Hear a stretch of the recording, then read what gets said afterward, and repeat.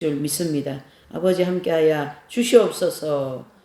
이 시간에 성령께서 이끌어 주시기를 원하며 예수님의 이름으로 기도 올려옵나이다. 아멘. 요한계시록을 이제 우리가 공부하는데요.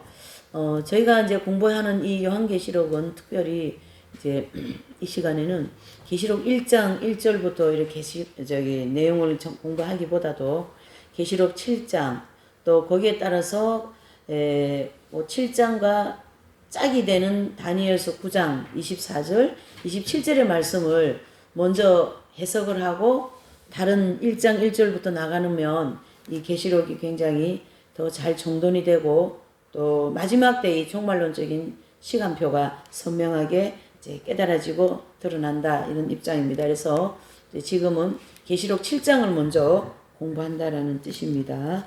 그래서 계시록 7장 성경도 좀 펴주실래요? 성경도 계시록 7장을 펴놓으시고 네, 계시록 7장이요. 저기 뒤로 가셔야 돼. 네, 네, 네, 그 페이지가 조금 안 맞아가지고 저는 618쪽인데 저도 615나 뭐 예. 그냥 본때 70일이나 예, 70일이 앞쪽으로 더 가세요. 한 두 장만 더 가실래요? 뒤로 왔습니다. 예, 거기 계시록 예, 맞아요. 7장 1절부터 예, 맞아요. 예, 여기 제목이 나와 있습니다. 큰 환란을 면제받은 14만 4천 명과 또 통과하는 성도들. 예. 자, 이 요한계시록 7장은 특별히 계시록 전체에서 보충 계시다 이렇게 얘기합니다. 계시록 전체에서 무슨 계시라고요? 보충 계시다 이렇게 얘기하는데 요한계시록을 이제 1장부터 이렇게 1장부터 쭉 나가잖아요. 1장, 2장, 3장, 4장, 5장, 6장 이렇게 나갑니다. 7장이 뭐라고요? 보충 계시. 그리고 8장, 9장, 10장, 11, 12장이 보충 계시. 이렇게 돼 있어요. 그리고 이제 13장부터 딱 해서 22장까지 나가는 거거든요. 그래서 이 계시록 전체 1장부터 22장까지를 가장 잘 연결고리 또 앞뒤를 정리시켜주는 장이 7장과 12장입니다.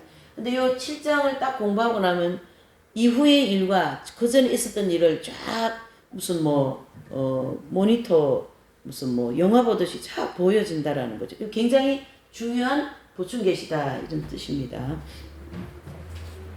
예. 자, 그리고 이 계시록 7장은 1절에서 8절까지는 큰 환란을 면제받은 입맞은 종 14만 4천 명이고 또 9절 17절까지는요. 대환란을 통과하는 셀 수 없는 큰 물이다. 이렇게 7장 안에서 성도들을 크게 두 분류로 나누고 있다. 이렇게 보는 거죠. 그래서 이제 계시록 7장 1절에서 8절을 먼저 봅니다. 1절요. 시작. 이일 후에 내가 내 천사가 땅 내 모퉁이에 선 것을 보니 땅의 사방에 바람을 붙잡아 바람으로 하여금 땅이나 바다에나 각종 나무에 불지 못하게 하더라. 아멘. 그랬습니다. 자, 여기 보시니까 1절을 보니까 2일 후에 그랬습니다. 요 2일 후에라는 이 말은 6장에서 받은 계시, 여기 6장에서 지금 이제 무슨 계시를 받았냐면 사도 요한이 인대는 작업에 대한 지금 환상을 본 거예요. 그런데 7장에 와서는 전혀 그 6장에 받은 내용과 다른 내용을 받고 있다. 그래서 이 일 후에 6장에서 받은 일 후에 다른 것을 받는다 이런 뜻이거든요. 그래서 이 일 후에라는 것은 계시록 6장의 계시를 받은 후에 그런 뜻이고요. 또 계시록 6장 그러니까 계시를 받은 후에 새로운 계시를 받았다라는 얘기고 이 일 후에라는 것은 다른 계시를 받는다는 연결해주는 말입니다. 그리고 이제 여기에서 나오는 네 천사 있죠. 여기 네 천사와 또 계시록 9장 14절과 15절에 나오는 네 천사를 정리를 해야 됩니다. 본문에 나와 있는 이 네 천사는 이 당시는 사도 요한 당시는 지구를 어떻게 보고 있다고요? 예, 땅 내 모퉁이, 땅이 이렇게 사각으로 되어 있는 걸 알고 있다는 얘기죠. 그래서 땅 내 모퉁이에 천사들이 이렇게 서 있는 거예요. 그렇게 이제 사도 요한은 땅 내 모퉁이라는 걸 알고 천사들이 땅 내 모퉁이에 서 있다라는 것에 대한 내용이고, 또 거기 보시면 계시록 9장 몇 절입니까? 14절에서 15절이죠. 이것도 정리하고 넘어가야 됩니다. 계시록 9장 14절에서 15절에 여기도 보면 땅 내 모퉁이에 네 천사가 나옵니다. 9장 14절 15절 한번 보실게요. 성경을 보셔요. 9장 14절에서 15절의 말씀입니다. 한번 읽어보실게요. 나팔 가진 여섯째 천사에게 말하기를 큰 강 유브라데에 결박한 네 천사를 놓아주라 하매. 자, 네 천사가 놓였으니 그들은 그 연원 일시에 이르러 사람 3분의 1을 죽이기로 예비한 자들과 같더라. 아멘. 여기도 네 천사가 나오고 계시록 7장 1절에도 이제 네 천사가 나오는데 이걸 구분해 줘야 됩니다. 계시록 7장 1절에 나오는 네 천사는 온 지구의 바람을 어떻게 했다요? 잡고 있다. 잡고 있는 천사이고 9장 14절에서 15절에 나오는 이 천사는 이 네 천사는요. 유브라데에 묶여 있는 네 천사가 아니고 온 땅에 앞으로 불게 될 바람을 붙잡은 천사들을 가리키게 한다는 얘기죠. 그래서 이 천사는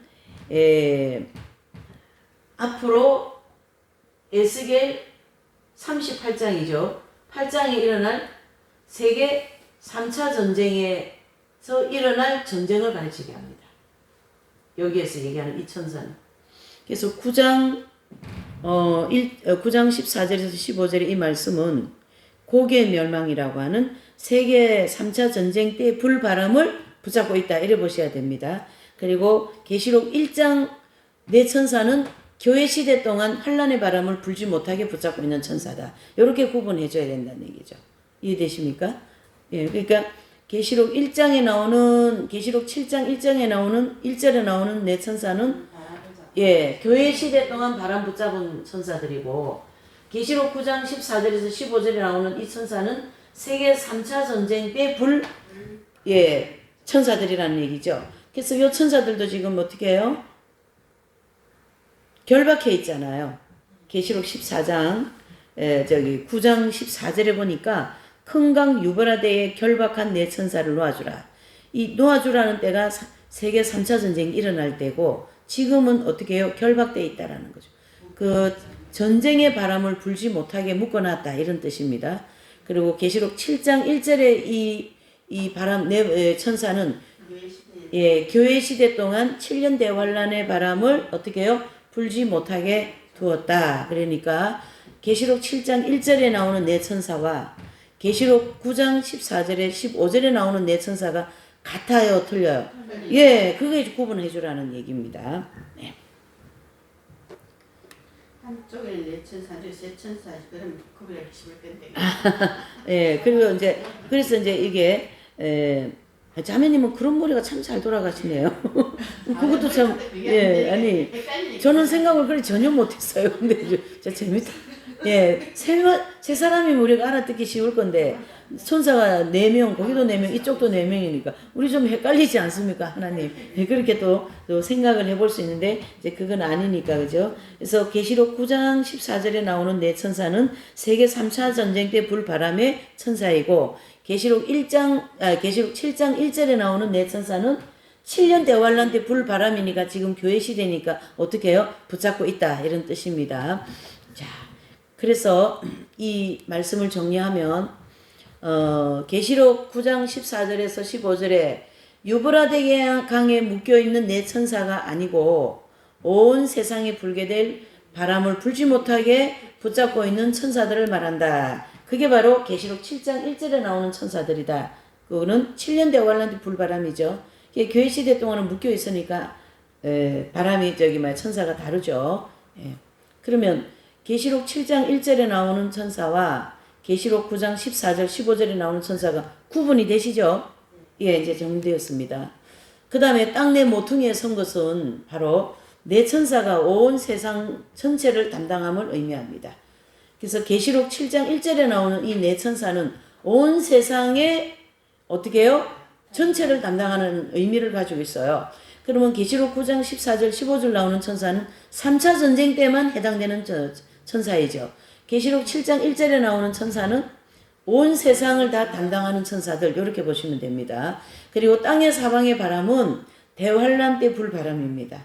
땅 사방의 불바람은 대환란 때 7년 대환란 때 불바람이고, 땅의 사방의 바람을 붙잡은 것은 교회 시대에 불지 못하도록 연기했다, 이런 뜻입니다. 1절을 정리를 하면요. 그리고 바람에 대해서 좀 보면요. 바람을 전쟁으로만 해석하는 것은 잘못되어진 해석입니다. 왜 그러나 하면요. 스가랴서 6장 1절에서 5절에 보면 거기에도 바람이 네 바람이 나오는데요. 거기서 네 바람은 홍마바람, 백마바람, 흑마바람, 으롱지고 건장한 청황마로 이렇게 네 말로다가 이렇게 구분을 했는데, 홍마는 전쟁으로 심판하는 바람을 가르쳐 얘기합니다. 또 백마는 공의로 심판하는 바람을 가르쳐 얘기하고, 흑마는 흉년으로 심판하는 바람, 또 청황마는 사망으로 심판하는 바람이니까 바람은 바람인데 다 전쟁으로만 일으키는 바람은 아니다, 이런 뜻이에요. 그래서 전쟁으로, 공의로 심판하는 바람, 흉년으로, 또 사망으로 이렇게 다양한 그 심판의 바람을 통하여 이 세상을 심판하시겠다, 이런 뜻입니다. 이 네 가지의 바람을 구분하면서, 예. 그러므로 이 계시록 7장 1절에 나오는 바람은요, 마지막 때 불게 될 바람, 즉 7년 대환란 때 불게 될 바람을 가리켜 말한다. 그리고 계시록 3장 10절에 보면 장차 온 세상에 임하여 땅에 거하는 자들을 시험할 때라 그랬습니다. 장차 온 세상에 임하여 시험할 때, 이때가 언제입니까? 바로 7년 대환란을 가르쳐 얘기하고, 복음서에도 누가복음 21장 25절에 보면 온 지구상에 시험이 온다, 이런 얘기가 있어요. 그래서 누가복음 21장 35절 말씀과 계시록 3장 10절의 말씀과 또 계시록 7장에 나오는 이 바람, 그렇죠? 이 바람은 다 언제 불바람이냐 하면요, 7년 대환란 때 불바람이다, 이렇게 정리를 해 놓으시면 됩니다. 여기 지금 바람 소리가 여러 가지 나오잖아요. 그래서 그것은 다 7년 대환란 때 불바람이다.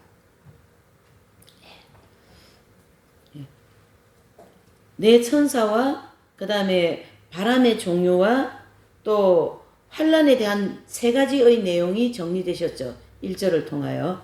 예. 다음 2절을 보시겠습니다. 시작. 또 봄에 다른 천사가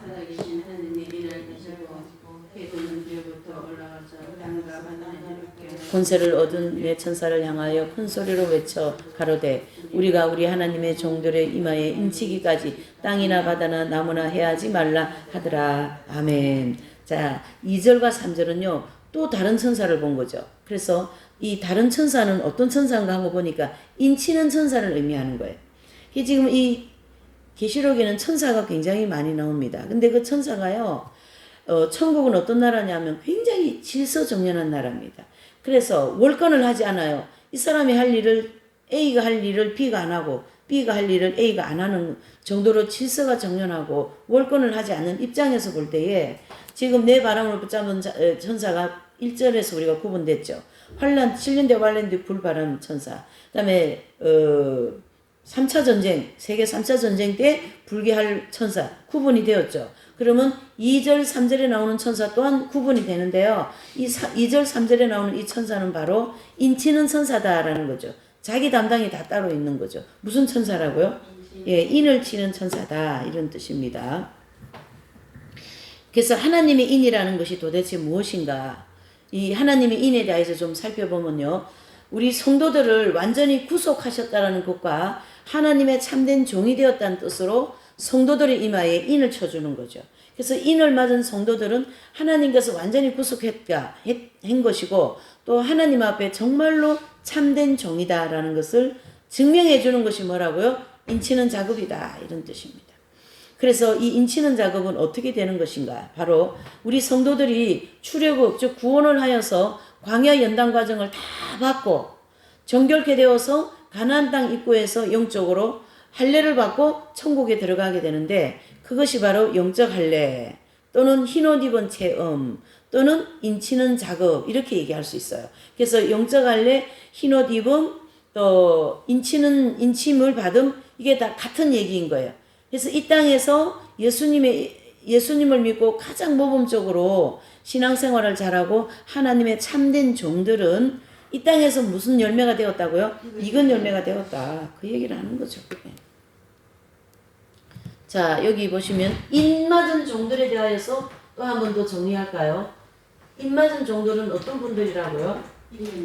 예, 그렇죠. 다른 말로 좀 정리를 하면 영적 할례. 그 다음에 흰옷 입은 흰옷 입음. 그 다음에 입맞음.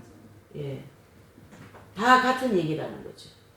이 는자는 같다라는 뜻이잖아요. 그렇죠? 그래서 영적 할례는 흰옷 입은 체험. 흰옷 입은 체험은 인침을 받음. 요렇게 이제 인에 대해서 하나님이 인에 대해서 확실하게 정리를 하고 계세요. 그러면 뭐 이만희 저쪽에서 뭐 거기다 인치는 소리 많이 하거든요. 그게 다 잘못되었고 이단이라는 걸 금방 분별이 되는 거예요. 그 다음에 해 돋는 데로부터 올라왔다라는 말씀이 있죠. 해 돋는 데. 요 해 돋는 데가 도대체 어딘가. 어떤 분들은 한국, 어떤 분들은 이스라엘에서 나온다고 이렇게 해석을 하는 분도 계시는데 말라기서 4장 2절에 보시면 말라기서 4장 2절을 이제 보시면 말라기서 4장 2절에 보면 예수 그리스도를 의로운 해다 이렇게 가르쳐 주고 있어요. 예수 그리스도를 뭐라고요? 의로운 해로 말씀하고 있습니다. 이것은 하나님께서 천국의 태양, 즉 의로운 태양이라는 뜻입니다. 그러니까 이걸 또 가지고 가서 북한 같은 데는 뭐 태양신을 섬기는 걸로 돼 있잖아요. 자기고 뭐 3대 세습을 해서. 그게 다 마귀들이 하는 일들이고요. 이 본문에서 말하는 그러니까 3장 계시록 7장 2절 3절에 나오는 여기 해 돋는 데는 어디냐? 거기가 어디냐라는 걸 알려주는 말씀이 말라기서 4장 2절 말씀이거든요. 그러면 말라기서 4장 2절에 보니까 예수 그리스도를 의로운 해라 그랬으니까 의로운 해가 바로 예수님. 예수님은 바로 삼위일체의 하나님. 그렇죠? 또 성령님 이렇게 해서 삼위일체라고 하잖아요. 그러니까 천사가 해 돋는 데로부터 나왔으니까 이 해는 하나님의 보좌가 있는 해라는 거죠. 자리라는 얘기죠. 그래서 천사가 해 돋는 데로부터 나왔으니까 어떻게 해요? 하나님으로부터 나와서 다 익은 열매들에게 인을 취준다. 이렇게 보셔야죠. 그렇죠? 예. 그래서 이 해 돋는 데는 바로 하나님의 보좌가 있는 곳이고 하나님은 태양과 같이 밝은 빛이시다. 이런 뜻이죠. 그 태양과 같이 밝은 빛이신 하나님의 보좌가 있는 데로부터 천사가 나왔잖아요. 그래서 하나님께서 회장이나 뭐 사장 이런 사람들이 실무 일을 합니까? 실무는 누가 해요? 일꾼들이 하잖아요. 직원들이 하듯이. 천사들은 천국의 실무자들이에요. 그래서 천사를 시켜서 저기 지금 이탈리아의 프랜시스라는 사람이 익었다. 빨리 가서 인을 쳐줘라. 그러는 거예요. 주님이. 그러면은 천사가 인을 가지고 와서 프랜시스 이마에게 인을 탁 쳐주는 거예요. 그래서 그 천사는 어디로부터 명령을 받고 왔습니까? 하나님의 보좌로부터 왔다라는 뜻입니다. 그래서 뭐 돋는 데로부터요? 해 돋는 데로부터 이렇게 정리되는 거죠. 네. 그러므로 해 돋는 데로부터 올라왔다라는 것은 인치는 천사가 어디로부터요? 하나님의 보좌에 계신 예수님으로부터 올라왔다라는 말씀입니다. 네, 참 얼마나 정확합니까, 그죠? 예. 제가 저기 그 속으로 가는 그분 한 분이 그러시더라고. 연결원 공부하시고는 야 정말로 구체적으로 가르쳐 주네요. 그러면서 개신교 분인데도 굉장히 좋아하시더라고. 이런 분들이 또 있어요. 간혹 가다가 이 중간 연계에 대한 연옥에 대한 이런 걸 잘 이해하는 분들이 계셔요. 나름대로 영적인 체험도 하고 했기 때문에 그 예수님을 한 번도 복음을 듣지 못한 사람은 도대체 어떻게 되는가, 구원받을 수 있는가, 이런 거에 대한 의문이 많은 사람이었던 거예요. 그러니까 딱 그 공부하니까 그대로 쫙 풀리잖아요.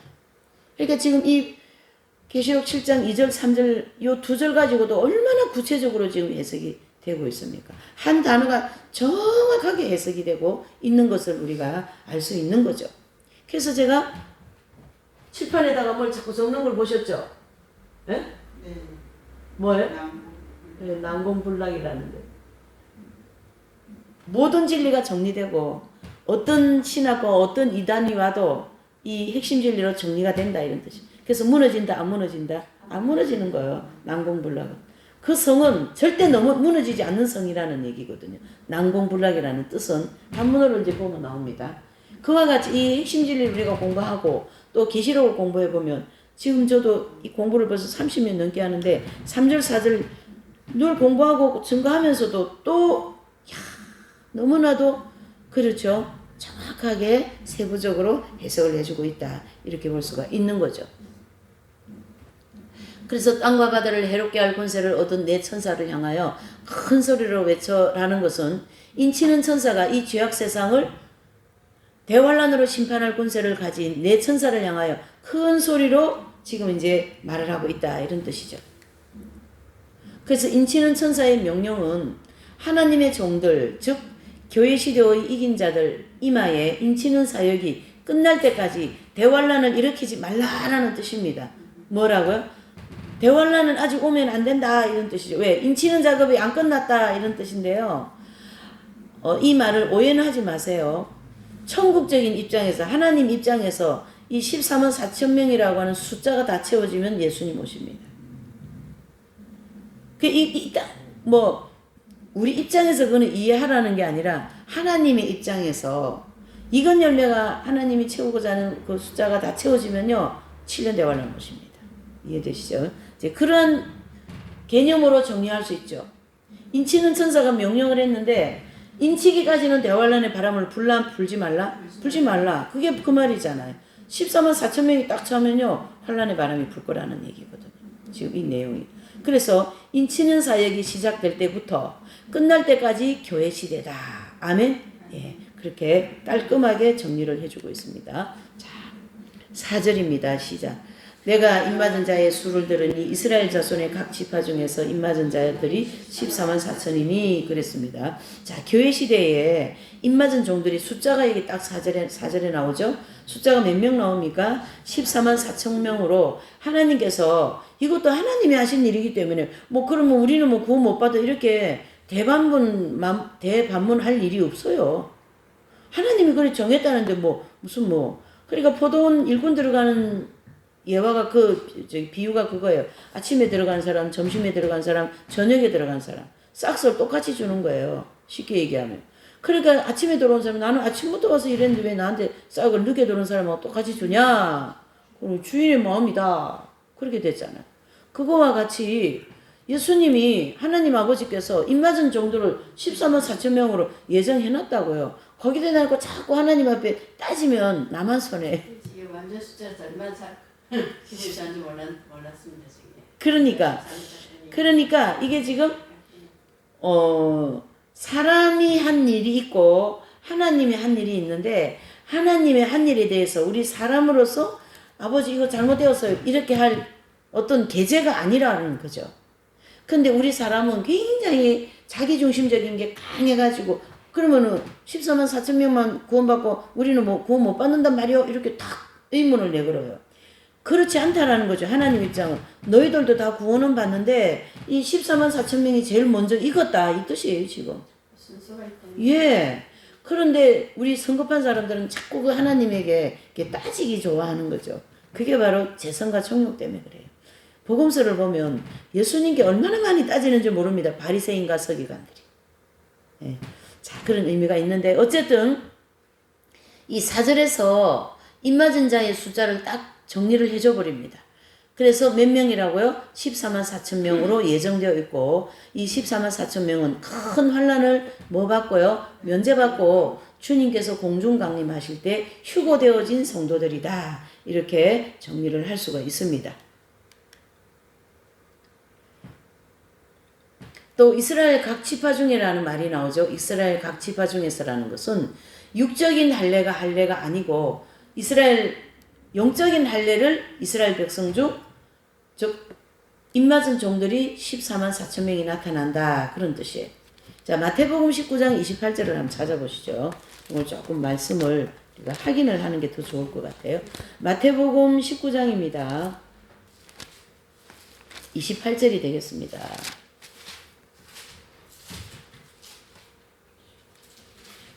마태복음 19장 28절. 예. 19장 28절. 시작. 예수님께서 내가 진실로 너희에게 되어 인자가 자기 영광을 보좌에 앉을 때 나를 쫓는 너희들도 12보좌에 앉아 이스라엘의 12지파를 심판하리라. 아멘. 정확하게 얘기하시잖아요. 이건 바로 뭐냐면은 여기에 이제 이 4절에 보면은 입맞은 자들의 수가 14만 4천 명이고 각 지파 중에 입맞은 자 14만 4천 명이라 그랬어요. 각 지파는 12지파를 가르치게 하잖아요. 야곱의 아들이 몇 명입니까? 12아들이거든요. 그래서 이스라엘 백성 지금 육적인 이스라엘 백성의 야곱의 12아들 후세들이 아니고 영적인 이스라엘 12지파를 가르치게 한다라는 거죠. 그러면 영적인 이스라엘 12지파는 베드로와 안드레는 한 형제이고 야고보와 요한도 한 형제이기 때문에 어떻게 해요? 육적인 야곱의 12아들 그런 육적인 12지파가 아니고 새로운 12지파 12제자를 중심으로 12지파를 가르치게 한다는 얘기죠. 그래서 영적인 12지파를 가르치게 한다. 이렇게 보셔야 됩니다. 아멘이십니까? 예, 그래서 이스라엘 12지파는 예수님께서 영광의 보좌에 앉으신 때 새로운 세상, 즉 영원한 천국의 영적인 이스라엘 12지파를 가르치게 합니다. 어떤 사람들은요, 이 14만 4천 명을 천국 백성 전체적인 상징이라고 이렇게 얘기하는 분도 있는데요. 이건 잘못되어진 해석입니다. 또 어떤 사람들은요, 대환란 때 유대인 중에 이삭 죽기다 이렇게 얘기하는 분도 있어. 어떤 사람들은요, 14만 4천 명을요, 그런 해석은 성경적인 충분한 근거가 없습니다. 또 어떤 사람들은요, 구원받은 유대인들 전체라고도 얘기하는 사람이 있어요. 네. 그것 또한 정확하지 못합니다. 해서 이 14만 4천 명은요, 전체 교회를 대표할 수 있는 하나님의 종들로서 예수님의 밝은 빛 가운데 철저하게 살은 분들입니다. 그래서 그분들이 제일 교회 시대 시작하면서 처음 나온 분들이 누굽니까? 12제자들이잖아요. 그 12제자들이 마태복음 19장 28절 말씀한 것처럼 뭐예요? 12지파의 지파장이 된다 이런 뜻입니다. 그래서 각 지파라는 것은 12지파를 가르치게 하고 거기에 각 지파의 지파장들은 예수님의 12제자들 누구예요? 베드로, 야고보, 또 요한 이런 사람이잖아요. 그런 사람들이 지파장이 되어서 그 지파를 다스린다 이런 뜻입니다. 그리고 이 14만 4천 명의 숫자는 천국 백성 전체입니까? 일부입니까? 예, 맞아요. 그래서 일부의 천국 백성 가장 빼어나고 모범적인 성도들, 그쵸? 그분들을 14만 4천 명이라고 한다. 예. 그런 분들이요, 각 지파에서요, 12,000명씩 나왔다라는 뜻입니다. 그래서 12지파 보태기 하니까 14만 4천 명이 된 것이죠. 여기 지파장은 누구시라고요? 예수님의 12제자를 가르치게 합니다. 그래서 뭐가 되는 거예요? 영적인 12제자다 이래 보면 되는 거죠. 네. 영적인 12지파다 이래 보시면 됩니다. 자, 5절 6절입니다. 시작. 유다 지파 중에 일맞은 자가 1만 2천이요 르벤 지파 중에 1만 2천이요 갓 지파 중에 1만 2천이요 아셀 지파 중에 1만 2천이요 납달리 지파 중에 1만 2천이요 므낫세 지파 중에 1만 2천 시몬 지파 중에 1만 2천이요 레위 지파 중에 1만 2천 이사갈 지파 중에 1만 2천 스불론 지파 중에 1만 2천이요 요셉 지파 중에 1만 2천 베냐민 지파 중에 1만 2천이라. 아멘. 자, 여기 보니까 이제 각 지파에서 이제 1만 2천씩 나왔어요. 자, 이스라엘의 각 지파 12,000명씩 하여서 12지파에서 나온 입맞은 종들이 모두 14만 4천 명인데요. 이스라엘 백성들은 12지파로 구분한 것은 천국 백성 12지파의 모형입니다. 그렇죠? 예. 그리고 마태복음 19장 28절에 기록한 그와 같이 12지파로 되어 있습니다. 천국은요. 그래서 거기에 대표자가 12사도들이다. 조금 전에 우리 정리했잖아요. 그리고 계시록 21장 14절에 보면요. 새 예루살렘에 12기초석에 12사도들의 이름이 다 기록되어 있습니다. 우리 한번 읽고 지나가십시다. 너무 부럽지 않습니까? 21장 계시록 21장 14절의 말씀입니다. 저는 이런 게 너무 부러워요. 지파장이 되어가지고 거기 더 이름이 있으니 참. 21장 14절입니다. 시작. 그 성에 성곽은 12기초석이 있고 그 위에 어린 양의 14만 4천 사도들의 12 이름들이 있더라. 어린 양은 누구십니까? 예수님이죠. 12사도들은 어린 양의 제자들, 예수님 제자들 누구죠? 12사도들이죠. 그분들의 이름이 지파장이 탁 되어가 이름이 쫙 기록되어 있다라는 거죠. 지금. 자, 그러면은 아까 우리 읽었던 마태복음 19장 그쵸? 예, 마태복음 19장 28절 말씀과 그 다음에 계시록 이걸 정리하자는 얘기예요. 계시록 7장 우리가 지금 5절에서 8절까지 읽었죠. 5절에서 8절. 그 다음에 계시록 21장 14절. 계시록 21장 14절. 이 말씀은 다 어디에 해당되는 말씀이냐 하면요. 14만 4천 명이 14만 4천 명이 아니 14만 4천 명을 쓰지 마세요. 요거 말고 이렇게 하면 더 헷갈릴 것 같아요. 천국의 12지파 12지파의 지파장은 예수님의 12제자들이다. 이렇게 정리하면 될 것 같아요. 그래서 여기 나와 있는 이 성경 구절은 천국의 12지파의 지파장은 예수님의 12제자들이다. 이렇게. 성경에서 딱 입증을 해줬잖아요, 지금. 그렇죠? 계시록 19장, 마태복음 19장 28절에서는 너희가 앞으로 천국의 12지파의 지파장이 될 것이다 라는 걸 말씀하셨고, 그 다음에 계시록 7장 5절에서 8절에는 각 지파에서 12,000명이 나온다라는 그 각 지파의 지파장이 12제자들이라는 것을 계시록 21장 14절에서 증명을 해줬다. 아멘이십니까? 이렇게 해서 요 세 개의 성경 구절을 천국의 12지파의 지파장이 12제자라는 걸 증명해주는 진리다. 이렇게 볼 수가 있는 거죠.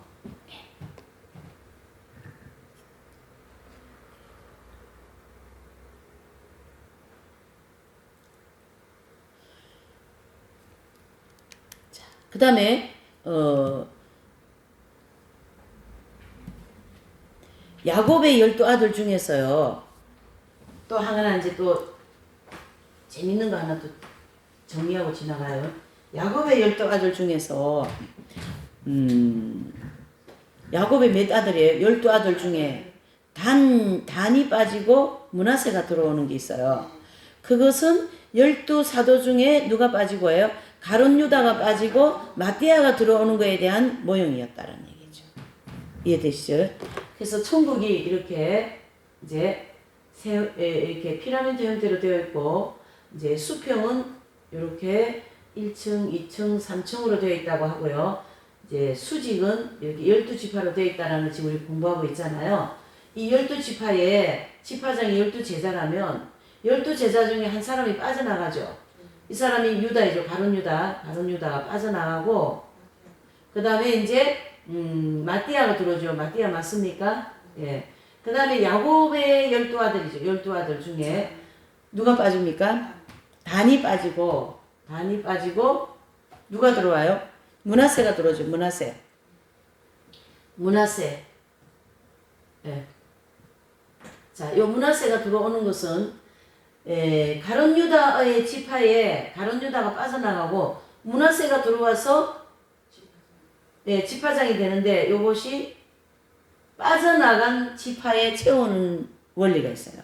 그래서 교회 시에 2000년 동안 가라지들이 다 나가잖아요. 예수님 믿고 타락해서 나가잖아요. 그 대타로 다 채운다고요, 하나님. 그런 원리가 있어요, 이게 지금. 하나님은 빠져나간 대로 안 두고 채우셔요. 그래서 빠져나간 사람 대신 다른 사람이 이쪽으로 들어온다고. 그래서 내가 그게 안 하면 다른 사람 채워서 그 일을 해버리셔요, 하나님이. 그렇기 때문에 힘들고 어려워도 그 시험을 잘 견디는 게 나한테 영적인 유익이 있습니다. 그런 이제 좀 영적인 원리가 또 이제 있어요. 이렇게 해서 야곱의 12아들 중 단이 빠지고 므낫세가 들어가는 모형이 12아들 중에 가룟 유다가 빠지고 마띠아를 새로 하나님은 치우시는 그런 원리가 있다. 이렇게 볼 수가 있습니다. 자, 9절입니다. 시작. 이 일 후에 내가 보니 각 사람 각 나라와 족속과 백성과 방언에서 아무라도 능히 세울 수 없는 큰 무리가 흰옷을 입고 손에 종려가지를 들고 보좌 앞과 그린 양 앞에 서서 그랬습니다. 자, 구절을 정리하면요. 각 나라와 족속과 백성과 방언, 이 말씀은 온 세상 만국을 가르치게 하고요. 아무라도 능히 셀 수 없는 큰 무리가 지금 들어오는 걸 보고 있는 거죠. 이것은 14만 4천 명이라는 숫자는 쉽게 셀 수 있지만 큰 환란을 통과하여서 성도들이 들어오는 그 숫자는 도저히 셀 수 있는 숫자도 없다. 셀 수 없는 숫자만큼 많이 들어온다라는 거죠. 그래서 흰 옷을 입었다라는 것은요. 큰 환란을 통과하면서 자기 옷, 즉 자기 행실을 예수 그리스도의 보혈로 정결하게 환란의 그 연단을 통하여 정결케 한 후에 영적 할례, 즉 흰 옷을 입고 천국에 들어갔다라는 뜻이고요. 종려가지를 손에 들었다라는 것은 구원과 승리에 대한 감사의 표시로 그렇게 종려가지를 들고 하나님께 감사하는 모습을 가지고 천국 들어오는 것을 사도 요한이 보신 거죠. 자, 10절에서 11절, 12절까지입니다. 큰 소리로 외쳐 가로되 구원하심이 보좌에 앉으신 모든 천사가 보좌와 장로들과 내 생물의 주위에 섰다가 보좌 앞에 엎드려 얼굴을 대고 하나님께 경배하여 가로되 아멘. 찬송과 영광과 지혜와 감사와 존귀와 능력과 힘이 우리 하나님께 세세토록 있을지어다. 아멘 하더라. 아멘. 여기 보세요. 하나님께 드리는 이 영광은 영광, 지혜, 감사, 존귀, 능력, 힘, 이 모든 것은 다 하나님 속성이잖아요. 다 그건 하나님께로부터 온 거예요. 그래서 그 하나님의 강력한 힘과 능력에 대한 감사하는 거죠. 영광을 돌리는 거죠. 그래서 하나님께로부터 온 것을 우리 인간이 그걸 가지고 영광을 받아 먹으면요, 큰일 납니다. 예. 하나님께 받은 능력을 자기가 영광 받아 먹다가 다 가라지가 된 거잖아요. 그래서 이단 교조가 된 거잖아요. 그래서 하나님 거 가지고 자기가 영광 받아 먹으면요, 큰일 나는 거예요. 다 누구에게 돌려드려야 돼요? 예, 그 말이잖아요, 여기 지금. 그러니까 영광, 지혜, 감사, 존귀 모든 것을 하나님께 세세토록 있을지어다. 아멘. 그런 거예요. 이게 다 하나님 거기 때문에 세세토록 하나님께만 있어야 된다. 이런 뜻이죠.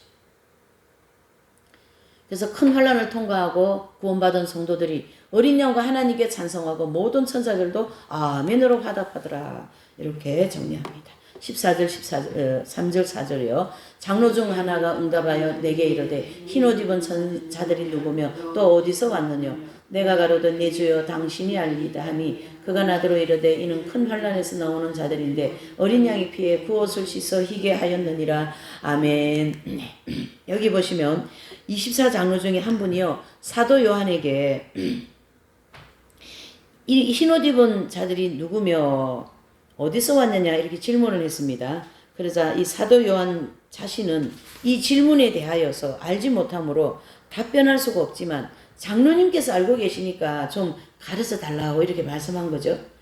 그때 어디서 왔느냐라는 이 질문에 대하여 장로는 큰 환란을 통과하는 자들이라 라고 답변했고, 누구냐라는 질문에 대하여는 큰 환란을 통과하면서 어린 양의 피에 그 옷을, 즉 자기의 행실을 깨끗하게 씻겨 정결케 되어진 성도들이다. 이렇게 설명해 주는 거죠.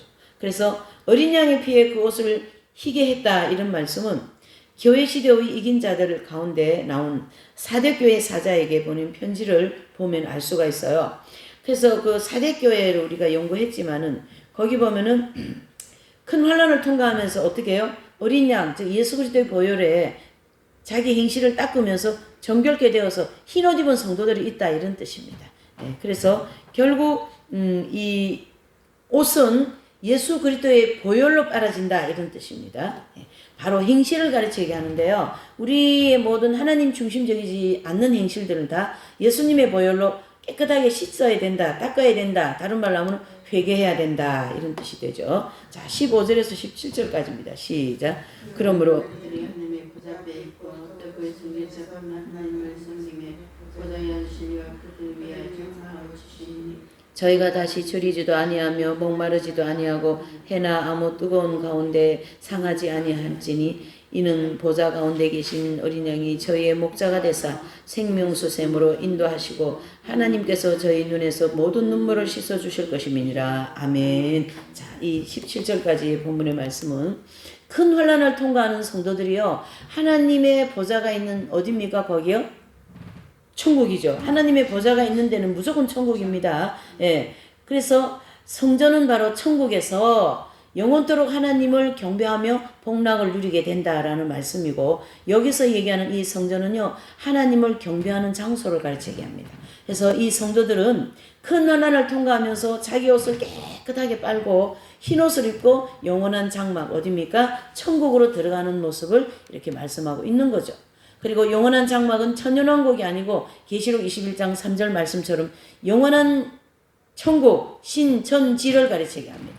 21장 3절 한번 보시죠. 21장 펴놓으셨죠. 아까 우리 보셨잖아요. 거기 3절을 보시면 나옵니다. 21장 3절. 예, 21장 3절이요.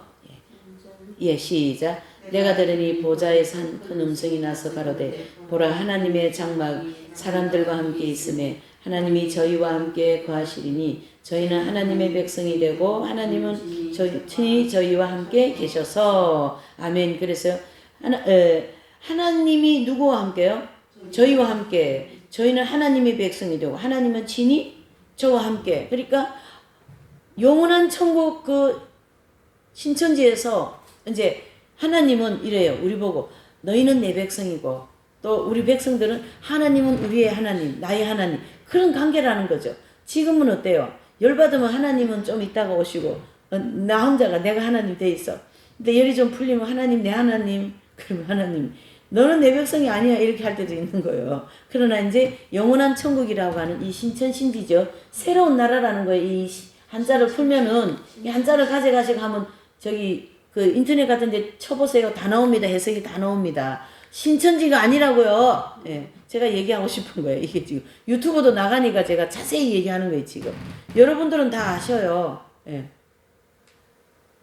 자, 이 신천신지 영원한 하나님의 나라 어디에 있어요? 여기는 물질계예요, 영계예요? 예, 영계라는 거죠. 거기는 마귀, 죄, 불행이 있어요, 없어요? 없고 영원한 행복으로 충만한 세계이고 또 대환란을 통과할 때 배고픔과 목마름과 그 고통스러운 그 태양열에 상하여 죽을 수 있는 그런 재앙이 다시는 있지 않는다. 어디는요? 영원한 천국이라고 하는 신천신지에는 그렇다 이런 뜻이죠. 예. 그래서 큰 환란을 통과한 중에 선한 목자이신 어린 양 예수님께서 인도하시고 천국에서도 영원토록 선한 목자가 되시어 생명수를 마시면서 영원히 살 수 있도록 해주시는 분이 누굽니까? 예수 그리스도이시다라는 거죠. 그래서 다시는 거기 눈물이 있어요? 없어요? 없습니다. 해서 다시는 눈물을 흘리지 않게 된다라는 뜻입니다. 자, 이렇게 해서 계시록 7장을 우리가 좀 세부적으로 정리를 했습니다. 좀 정리가 더 잘 되신 것 같으셔요? 네.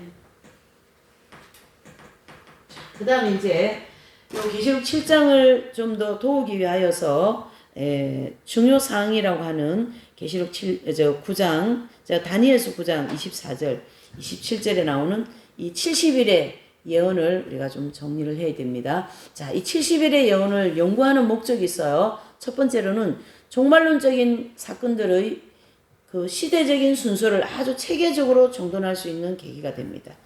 그리고 요한계시록 7장에 그 바람 붙잡는 기간, 곧 14만 4천 명의 입맞은 종들을 준비하는 기간이 교회 시대라는 것을 더 정확하게 알 수 있게 해줍니다.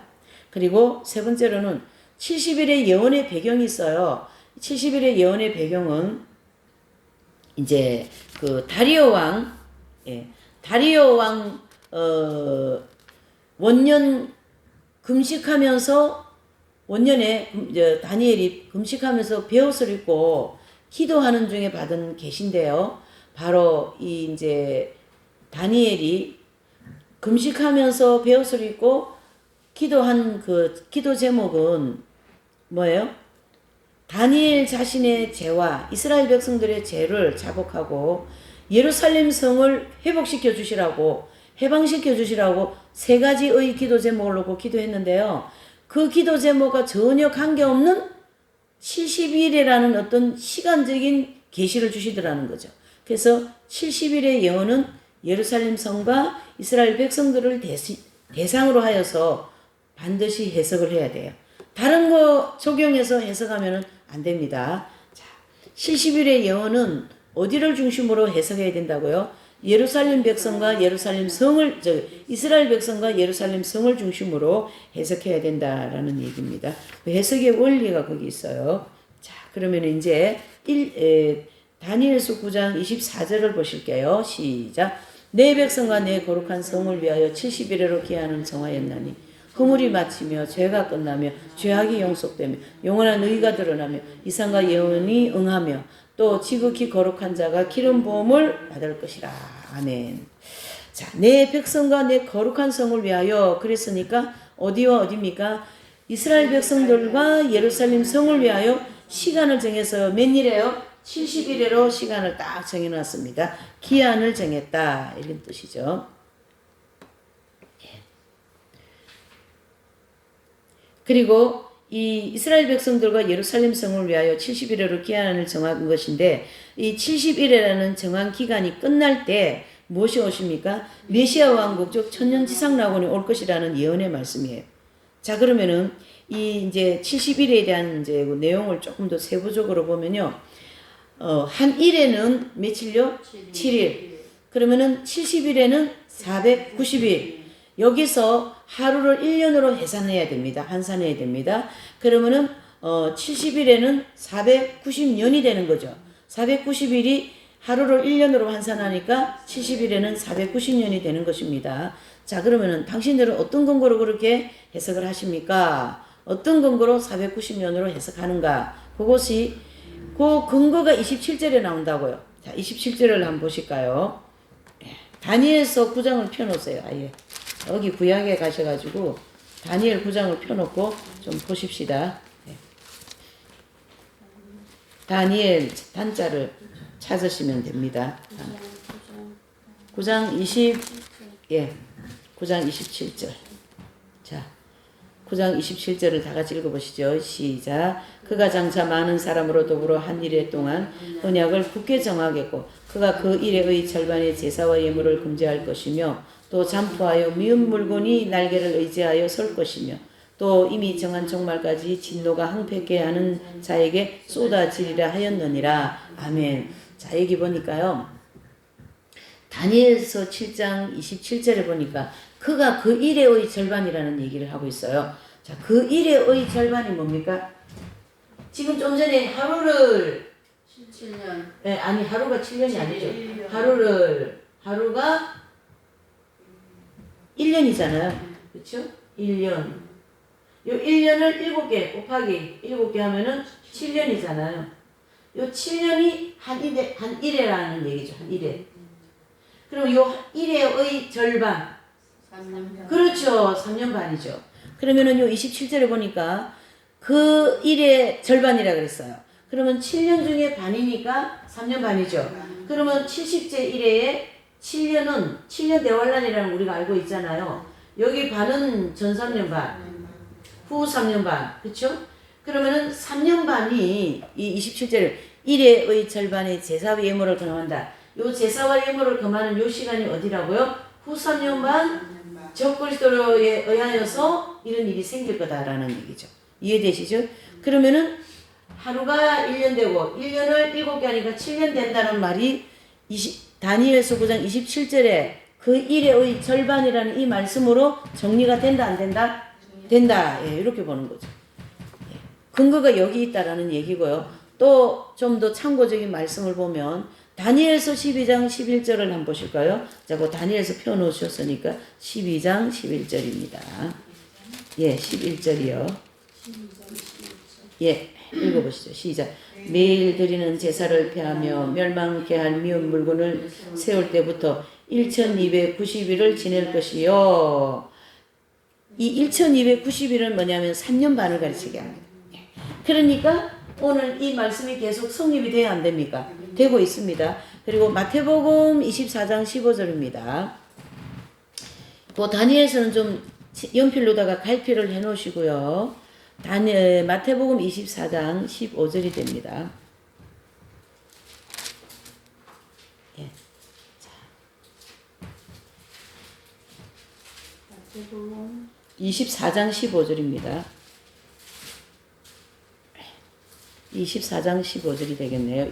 마태복음 24장 15절이요. 시작. 그러므로 너희가 선지자 다니엘의 말과 가정한 것을 보거든 읽는 자는 깨달을진지. 여기 보세요. 예수님이 복음을 전하시다가 다니엘 말씀을 인용을 하셨거든요. 그때 선지자 다니엘이 말한 바 멸망에 가정한 것, 요게 뭡니까? 바로 적그리스도로 가르치게 하거든요. 요 멸망에 가정한 것이 거룩한 곳 어디입니까? 하나님의 성전이잖아요. 다른 말로 하면 하나님의 자리잖아요. 그 자기가 툭 앉아가지고 내가 그리스도다 이렇게 한다고요. 후사면 반대 되면 누가 나타났어요? 그렇죠. 자, 이제 여기 정리를 해보죠. 성경을. 예. 자, 아까 이제 다니엘서 다니엘 9장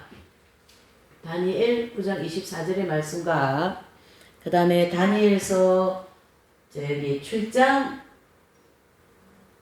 27절이죠. 27절의 말씀과 그 다음에 다니엘서 12장 11절의 말씀이죠. 또 마태복음 24장 25절. 이 말씀은 다 뭐예요?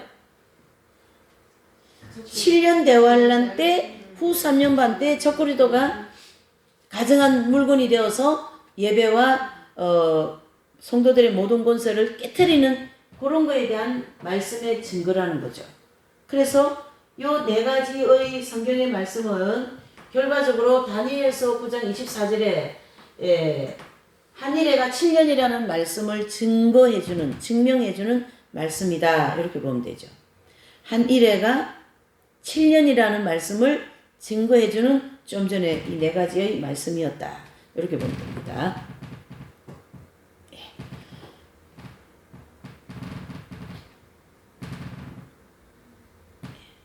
그런 말씀이고, 27절에 그가 그 일의 이제 여기 이제 정리합니다.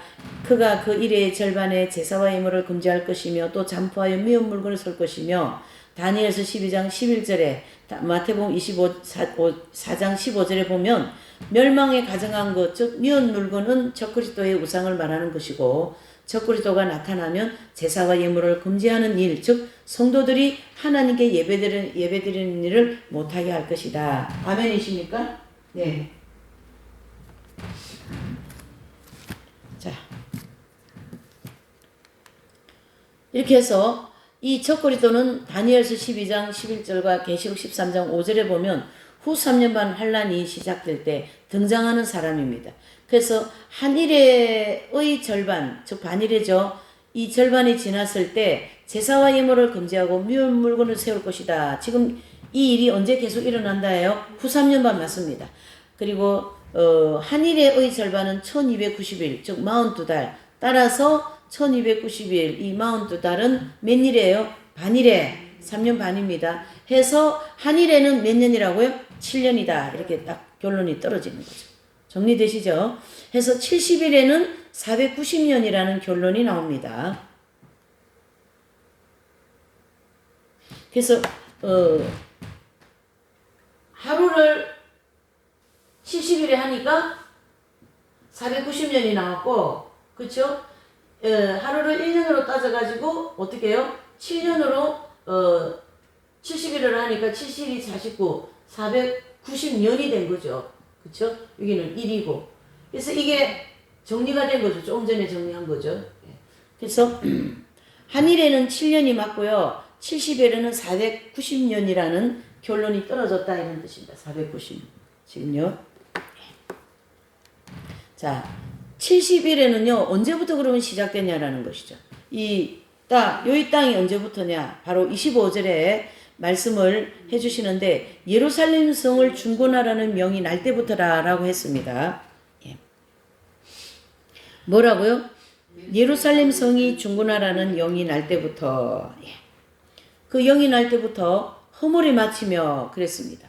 자, 이 허물이 마침이라는 것은 범죄하는 일이 없다 이런 뜻입니다. 죄가 끝나며 무슨 뜻입니까? 죄성이 영적 할례로 말미암아 제거되었다라는 뜻이에요. 죄성이. 또 죄악이 용속되며 이 말씀은 모든 죄악이 예수 그리스도를 통하여 영원히 구속되었다라는 말씀이고 영원한 의가 드러난다 이 말은요. 모든 성도들이 하나님의 의로우심과 같이 의롭다 하심을 받고 무엇을 입었어요? 흰옷을 입고 천년 메시아 왕국으로 들어간 것을 의미합니다.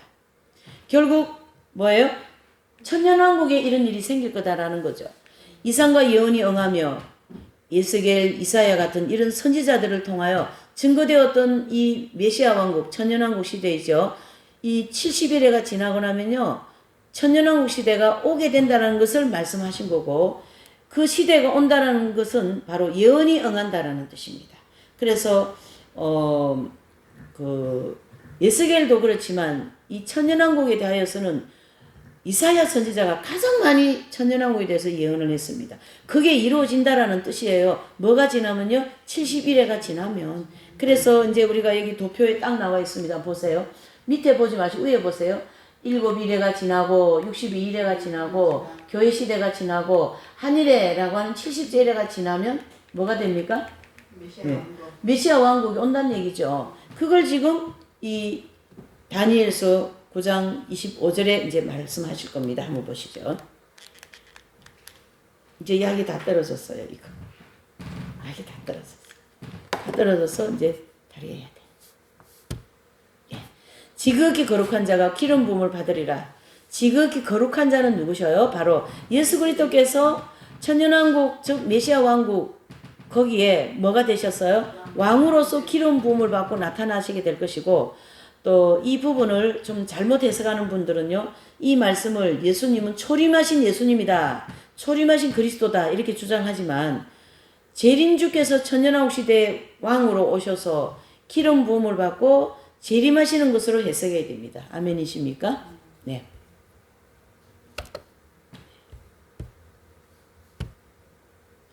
결론적으로 이 이제 말씀을 정리하면요. 예루살렘 성을 중건하라는 명령이 날 때부터 70일에 즉 490년 후에는 허물이 없고 죄가 없고 죄악이 용속되고 하나님의 의가 드러나고 이상과 예언이 응하고 무슨 나라입니까? 거기가요? 천년 메시아 왕국입니다. 그게 나타나게 될 것이고 만일에 예수님이 초림 메시아 왕국이라고 초림시의 메시아 왕국이 이루어졌다면 이 땅에는 현재와 같이 뭐가 없어야 돼요? 마귀와 불행한 일이 없어야 돼요. 천년왕국은 불행한 일이 없기 때문에. 근데 지금 불행한 일이 있어요? 없어요? 넘쳐 올라가 우리가 감당을 못하고 살잖아요. 와 같이 지금은 지상낙원이 되었다 안 되었다? 안 되었다. 그러니까 70일회가 다 지났어요? 안 지났어요? 안 지났다. 지금 무슨 시대예요? 교회 시대다. 이래 볼 수 있고요. 예, 그래서 죄와 마귀 불행이 계속되고 있으므로 메시아 왕국은 시작되지 않았다라는 거고 장차 메시아 그리스도께서 재림하실 때 메시아 왕국 시대가 시작되는 것이고 그러므로 아직 70일회가 모두 끝나지 않았음을 알 수 있어요. 맞습니까? 70일회 끝났어요? 안 끝났어요? 안 끝났습니다. 자, 25절부터 27절 다니엘서 9장 25절부터 27절에 기록한 말씀을 보면 70일에 즉 490년 동안 일어나는 사건들을 순서적으로 예언하고 있습니다. 자, 이제 그래서 25절을 보시는 거예요. 25절 시작. 중건하는 영이 날 때부터 기름 부음을 받은 자 곧 왕이 일어나기까지 7일회와 60일회가 지날 것이요 그때 곤란한 동안 성이 중건되어 거리와 해자가 것이다. 아멘. 여기 보니까 요 25절에는 보니까요. 71회 중에 7일회와 62일회를 딱 이렇게 갈라놓고 있어요. 그래서 요 25절은 71회 중에 7일회와 62일회에 대하여서 설명해주고 있는 것입니다. 여기 도표 보세요. 여기 갈라놓고 있잖아요. 7일회, 그 다음에 62일회. 이게 지금 7일회 중에는 무슨 일이 있었고 62일회 중에는 무슨 일이 있었냐라는 게 이제 증명을 밝힐 수가 있는 거죠. 자, 예루살렘 성이 중건하는 영이 날 때부터라는 거죠. 그러면은 바벨론 제국이 침략을 받아 황폐하게 된 예루살렘 성을 중건하라는 명령이 나타날 때는 언제냐면요. 이 명령은 느헤미야서 2장 1절에서 8절에 보면 아닥사스다 왕 20년 니산월에 예루살렘 성을 중건하라는 명령이 떨어집니다. 그때. 그리고 이 명령이 중건 명령이 내린 때에 대하여서는 학자들이 뭐 좀 다양한 이론을 가지고 있지만은 그 시기를 어떤 그 시간적인 그런 중심으로 해석하기보다도 무슨 중심으로요? 예, 요게 사건 중심으로 해석해야 되는 거예요. 그러니까 언제 성을 중건해야 되냐? 그런 사건 중심으로 성을 중건하는 사건 중심으로 해석해야 이 본문이 정확하게 해석된다 이런 뜻입니다. 그래서 25절에 말하는 이 7일회와 62일회는 언제부터입니까? 바로 기름 부음을 받은 왕 누구셔요? 메시아이신 예수 그리스도께서 일어나시는 날까지라는 거예요. 예수님이 왕으로 일어나시는 날까지. 그러면 기름 부음을 받는 왕 그리스도께서 일어나시는 날에 그때는 언젠가? 그때가 약 3가지 정도를 얘기하고 있어요. 예수님 탄생하신 날, 또 예수님 뭐 하신 날요? 세례 받으신 날. 그런데요, 이 70일의 예언의 말씀은 어디 중심으로 해석해야 된다고요? 예루살렘 성과 이스라엘 백성들에게 주신 예언의 말씀이기 때문에 반드시 예루살렘 성과 백성들 중심으로 해석해야 됩니다. 그래서 예수님이 탄생하신 날은 어디입니까? 베들레헴에서 나셨기 때문에 예루살렘 성에서 나타나신 분이 아니죠. 사건이 아니죠. 그리고 세례 받으신 장소도 어디입니까? 예, 요단강이기 때문에 예루살렘 성이 아니라는 거죠. 그래서 탄생하신 때나 또는 부활하실 때도 이스라엘 백성들에게는 예수님은 메시아로 인정을 못 받으셔요. 부활하셨어도. 그래서 예수님은 부활하셨을 때도 이스라엘 백성들에게 메시아라는 사실을 선포하지 않았습니다. 그러므로 예루살렘 성을 기름 부음을 받은 왕이 일어났다라는 것은 바로 예수님께서 예루살렘 성에 무슨 사건이요? 입성하시는 사건을 가르치게 합니다. 그래서 주님은 자신이 메시아라고 선포하시면서 입성하신 장소가 바로 예루살렘 성이거든요. 그러니까 70일의 예언은 예루살렘 성과 이스라엘 백성을 중심으로 해석하라 했기 때문에 예수님이 예루살렘 성에 입성 사건 때 백성들이 전부 다 예수님을 어떻게 해요? 예, 우리의 왕 예수 그리스도시요. 우리의 왕으로 받아들였다는 얘기죠. 그래서 이 사건은 예수님이 예루살렘 성에 입성하신 사건을 가르치게 한다. 이렇게 보시면 되고요. 또 그 말씀을 좀 더 이렇게 이제 받쳐주는 말씀, 스가랴서 9장 9절 말씀 읽어보실까요? 시작. 나라 그에 기뻐할지어다. 예루살렘에 따라 즐거이 부를지어다. 보라 내 왕이 내게 임하나니 그는 공의로우며 구원을 베풀며 겸손하여서 나귀를 타나니 나귀의 작은 것 곧 나귀 새끼니라. 아멘. 그랬습니다. 자, 요 말씀을 같이 짝으로 풀을 수 있는 것은요. 마태복음 21장 1절에서 11절의 말씀과 같이 예수님이 무슨 사건이에요? 예, 예수님이 입성 사건을 마태복음 21장 1절에서 11절 말씀 그리고 스가랴서 9장 9절 말씀과 짝이라는 거예요. 이해되시죠? 이렇게 해서 7일회와 62일회로 구분하는 이유는요. 성이 중건 명령이 내린 날부터 7일회 즉 49년 동안에 예루살렘 성 중건공사가 완성되는 것을 의미합니다. 그리고 예루살렘 성 중건공사가 끝날 때부터 예루살렘에 입성하시는 날까지 몇 일이에요? 62일에 즉 434년이 지나가는 것을 의미합니다. 자, 도표 가지고 한 번 더 정리하죠. 7일의 중에는 뭐 하는 시간이에요? 예루살렘 성 중건 명령 떨어진 때부터 예루살렘 성이 중건 완성이 될 때까지가 7일의 사건이 지나가고 시간이 지나가고 그 다음에 62일에는 성이 완성된 때부터 예루살렘 입성 사건까지가 62일에가 지나간다. 그래서 연도로 하면은 434년이 지나간다 이런 뜻이에요. 이렇게 해서 두 개 합치니까 69일이잖아요. 그러면 이제 69일에가 지났으니까 70째 일에가 와야 되는데 하얀 부분이 들어왔죠. 이게 바로 교회 시대라는 것이고 교회 시대가 지나서 7년 되올라니 70째 일이다. 이래 되는데 26절을 정리하면 또 그게 나옵니다.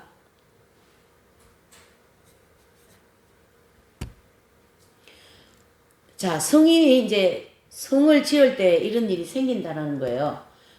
그때 곤란한 동안에 성이 중건되어 거리와 해자가 이룰 것이며 이거는 이제 62일에 7일에 중에 있었던 일을 지금 여기다 기록해 놓은 겁니다. 자, 그때는 뭔 때예요? 7일에가 지나는 때죠. 시간이 얼마 동안요? 49년 동안 예루살렘 성을 짓는데 반대자들이 굉장히 많았다는 얘기죠. 많은 해방자들을 이제 해방하는 중에서 성이 중건되었고 거리는 뭐냐면요. 예루살렘 성 안에 만들어진 길을 가르치게 합니다. 성 안에. 그리고 해자는 성벽 밖에 적군이 쉽게 공격하지 못하도록 이런 큰 물도랑을 만들어요. 그래서 무슨 강같이 해놓고 평소에는 거기 다리를 놓고 지나다니고 또 적군이 쳐들어오면 다리를 걸어버리죠. 그래서 누가 못 들어오게요? 예, 적군이 못 들어오게 한다라는 이제 공사하는 내용을 여기다 이렇게 기록해 놓은 것입니다. 그래서 이 성을 중건할 때요, 굉장히 힘들었어요. 산발락과 도비아 같은 사람이 와가지고 너무 많이 방해를 하는 거죠. 예, 그래서 시간이 많이 걸리죠. 맞아요. 49년 동안 이 성을 지었다 이런 얘기를 하고 있고요. 자, 26절을 이제 보십니다. 시작. 62일 후에 기름 부음 받은 자가 끊어져 없어질 것이며 장차 한 왕이 와서 그 성읍과 성소를 회파하려니와 그의 종말은 홍수의 엄물됨 같을 것이며 또 끝까지 전쟁이 있으리니 황폐할 것이 작정되었느니라. 아멘. 요 26절은요. 69일에가 지난 다음에 일어나는 사건을 말씀하고요. 70일의 즉 정황기간 속에 포함되지 않는 사건입니다. 무슨 말이냐면요. 요 26절은 기름 부음 받은 자가 끊어진다 그랬죠? 그 기름 부음 받은 자가 끊어진다는 사건은 십자가 사건을 가르치게 가거든요. 그래서 끊어진다라는 거고, 자, 하나하나 정리해 보시죠. 26절은요, 70일에와 관계없다라는 거예요. 자, 무슨 시대예요? 그러면은 교회 시대라는 거죠. 자, 정리하시면 62일 후에 기름 부음 받은 자가 끊어져 없어졌다. 이 말씀은 기름 부음 받은 자, 즉 그리스도께서 예루살렘 입성하신 날부터 5일 후에 무슨 사건이요? 십자가에 못 박혀 죽으시는 사건이죠. 그리고 장차 한 왕의 백성이 와서 그 성읍과 성소를 회파하려니와 그랬습니다. 장차 한 왕은 바로 누구냐면 주후 70년 로마 제국 베스파시안 황제가 티토 장군을 보내어서 군대를 보내어가 티토 장군과 그 군대를 보내가지고 예루살렘 성을 어떻게 해요? 다 회파시켜 버립니다. 철저하게 파괴시켜 버리죠. 그래서 하나님의 성전과 그 성전을 전체적으로 파괴시켜 버리는 사건을 예언한 것입니다. 26절에는. 그래서 이미 이 사건도 예수님이 예언을 했죠. 돌 하나도 돌 위에 남지 않고 이 성전은 다 어떻게 돼요? 멸망한다. AD 70년에 그 사건이 일어납니다. 그래서 26절은 이런 사건에 대해서 예언해 놓은 거예요. 그래서 70일에 하고 사건의 관계가 있어요, 없어요? 없다. 이렇게 정리할 수 있습니다. 그 다음에 그의 종말은 홍수의 엄물됨 같을 것이며 그의 종말은 바로 예루살렘 성과 이스라엘 백성들을 멸망을 말하는 것이 아니고 한 왕 누구예요? 예루살렘 성을 파괴시킨 로마 제국의 통치자와 백성들이 홍수의 얼물됨 같이 멸망하게 된다 이런 뜻이에요. 그래서 예루살렘 성을 회파시켜 버렸으니 그 죄가 커요, 적어요? 크죠? 그래서 하나님이 그 로마의 그 제국 통치자 왕을 어떻게 해요? 멸망시키겠다. 또 백성들도 멸망시키겠다 이런 뜻이죠. 또 끝까지 전쟁이 있으리니 황폐할 것이 작정되었느니라. 요 끝까지 전쟁이 있다라는 것은요. 예루살렘 성 중심으로 수많은 전쟁이 일어나겠죠. 지금까지 우리 역사를 보면 그렇죠. 그리고 메시아 왕국이 시작되기 전까지 계속해서 일어날 것이며 또 예루살렘 성이 황폐하게 될 것을 아주 예정되어 있습니다. 그래서 인류 전쟁이 크게 우리가 손꼽을 수 있는 전쟁들이 있잖아요. 11세기 전쟁과 12세기 십자군 전쟁, 근래의 6.1 전쟁, 중동에서 이런 뭐 크고 작은 이런 모든 전쟁들은요. 다 어떻게 해요? 예루살렘 성을 중심으로 일어날 전쟁입니다.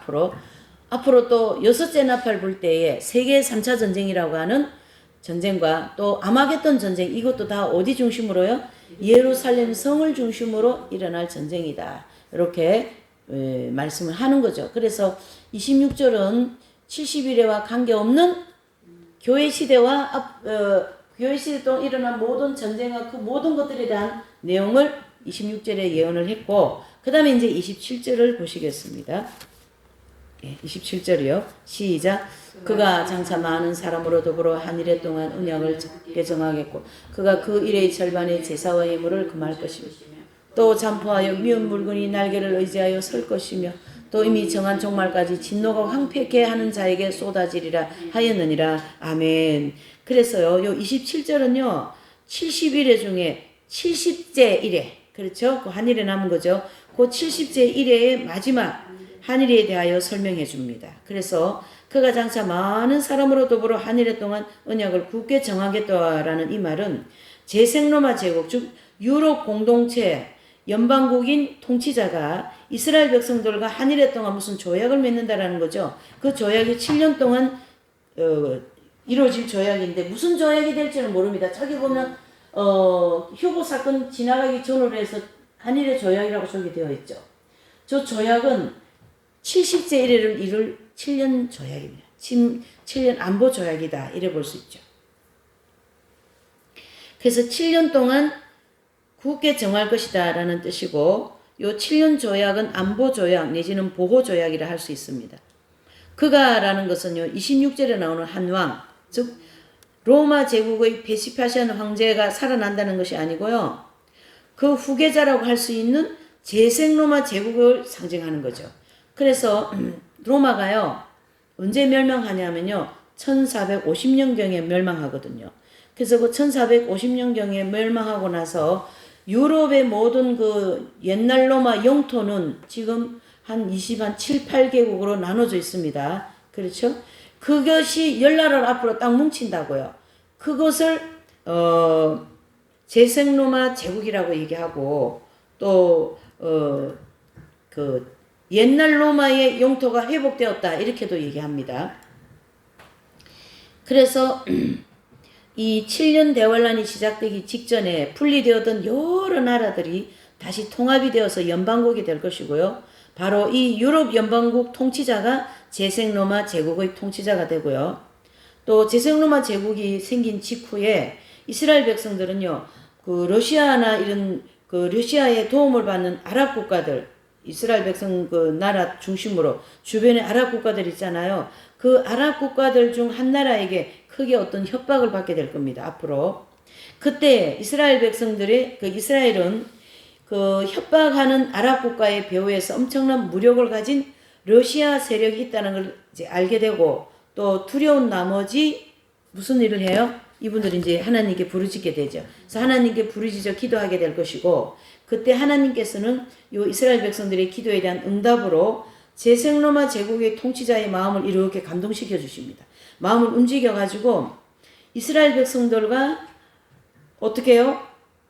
한일에 동안 안보 조약을 맺는다. 네, 미국이 우리 도와주듯이 이 열나라에 통합되어진 이 나라가 이스라엘을 도와준다 이런 뜻이죠. 네.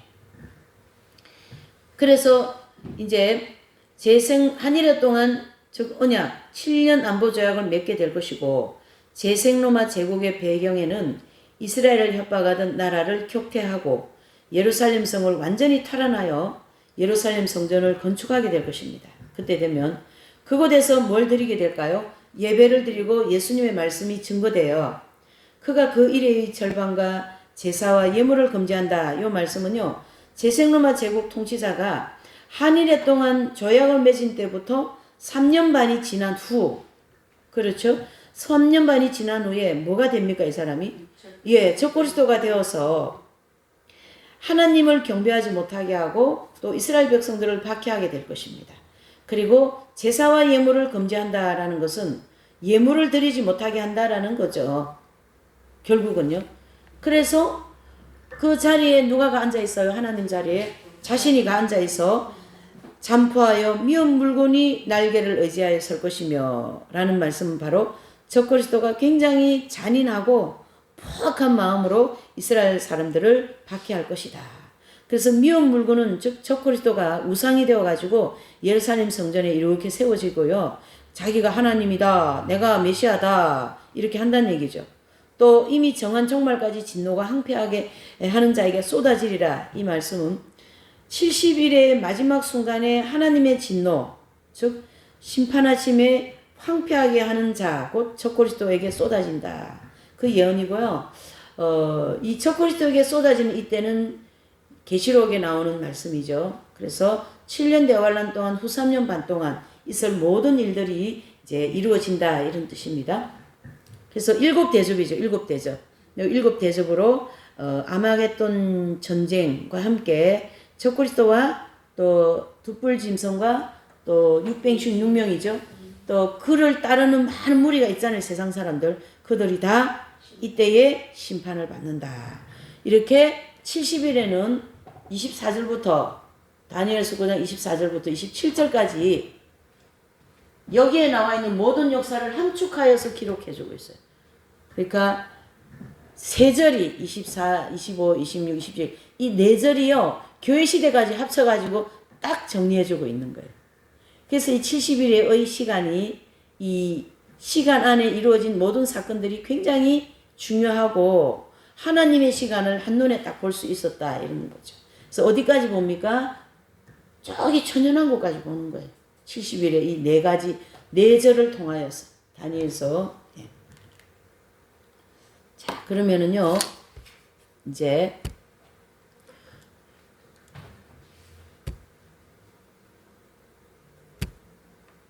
자 한일에 예, 한일의 지역 이것도 정리되었고.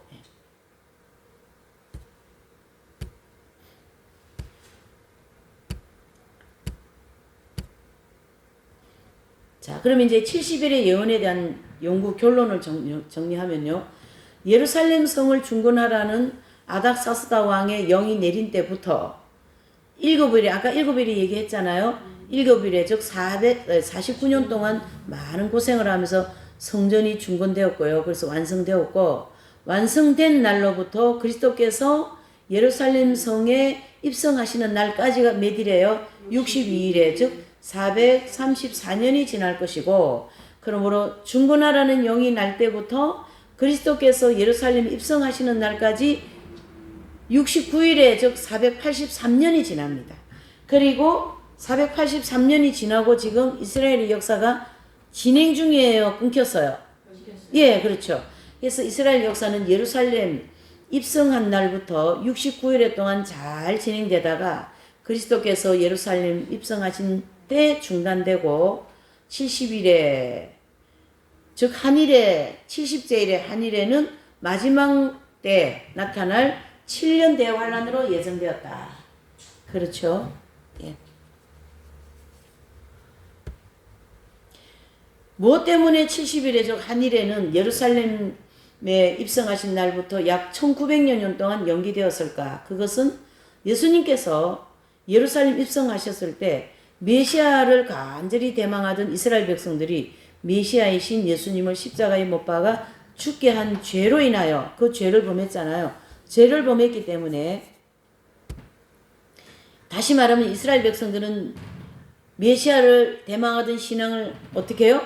있을 때는 70일의 가운데 포함되었지만 그 메시아를 십자가에 못 박았기 때문에 69일에까지 진행되다가 이스라엘의 역사는 중단되었어요.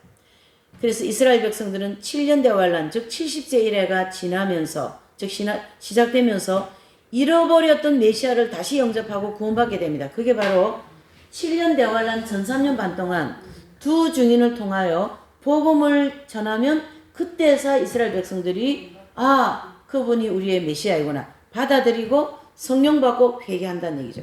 그 일이 언제 일어나냐면요. 7년 대환란 전 3년 반 때 일어날 겁니다.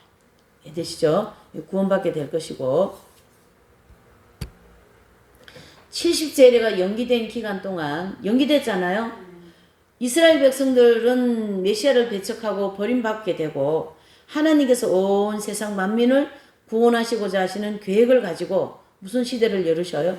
교회 시대, 즉 바람 붙잡는 기간 동안 천국 백성을 준비하신 것입니다. 그래서 교회 시대 2000년 동안은요. 천국 백성이 거의 다 채워집니다.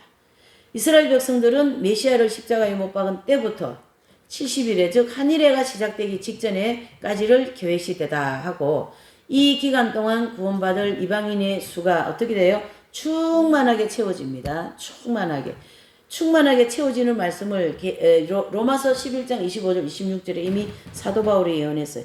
이방인의 수가 충만히 채워지기까지 들어는 이스라엘 백성들이 완악하게 된다. 바로 전 세계에 흩어져서 이스라엘 백성들이 어떻게 돼요? 핍박받잖아요. 그게 이스라엘 백성들 흩어진 거에 대한 사도 바울은 예언을 한 거고 그 시간에 우리는 이방인들은 구원받았고 이렇게 볼 수 있어요. 그러므로 보세요. 이스라엘 백성들이 버림받았던 기간이 무슨 기간이요? 교회 시대이고 계시록 7장 1절에서 4절 말씀처럼 하나님께서 내 천사를 뭐예요? 바람을 붙잡고 그렇죠? 내 천사라고 바람 즉 대환란이 일어나지 못하도록 바람 붙잡고 있는 동안에 누가 나옵니까? 14만 4천 명이 나오죠. 그리고 내 천사로 하여금 바람을 불지 못하게 한 기간은 데살로니가후서 2장 1절에서 8절의 말씀을 보면요. 사도 바울 당시에도 적그리스도가 많이 나타나지 못하도록 막고 있다. 이런 기록을 하고 있어요.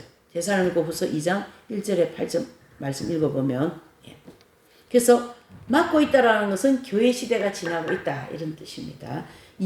저와 여러분들이 이방인의 구원이 이루어지고 있다. 이런 뜻이 되는 거죠. 적그리스도는 바람을 불 때, 즉 대환란 동안 나올 인물입니다.